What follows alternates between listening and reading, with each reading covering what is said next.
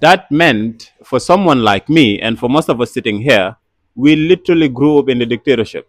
We were educated in the dictatorship. We were among those young people running after the convoy, picking biscuits and fighting over t-shirts and things like that, right? So we don't know any form of governance outside of the dictatorship, and that is me included.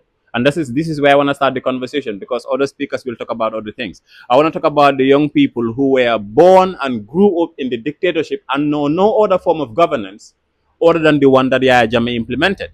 Which is why when you listen, even on social media, you see among young people, what did they say? This country needs Yahya Jammeh back. Why? Because they don't know anything other than what Yahya Jammeh did.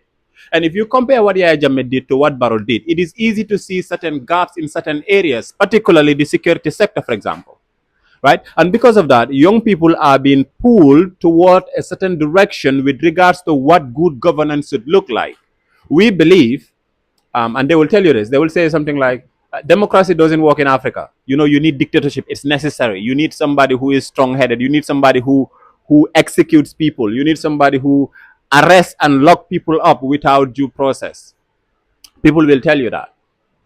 But what I'm saying is, for the young people of the Gambia, myself included, we keep talking about we want better governance, we want democracy, we want more responsive institutions. The problem with that is we don't know what it looks like in real life.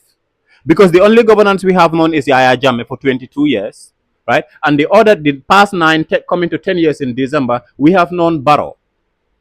And Barrow's government has not been as terrible as Yahya Jammeh's, but it hasn't been the gold standard for what democracy or a government that is responsive and delivers to its people looks like. So we have only two comparisons to make, our generation. The older generation can talk about Jawara, but for us, we only have two comparisons. Yahya Jammeh, Adama Barrow.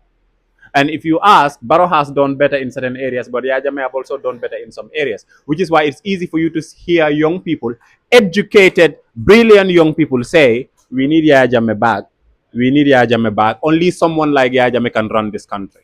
And the question you ask is, where does that come from? And my answer is, it comes from the fact that you and I were born and raised in a dictatorship. And despite all the rhetorics from all the books you have read and all this news you watch from what goes on in the other parts of the world, you do not know what a proper functioning responsive government looks like. You haven't lived it.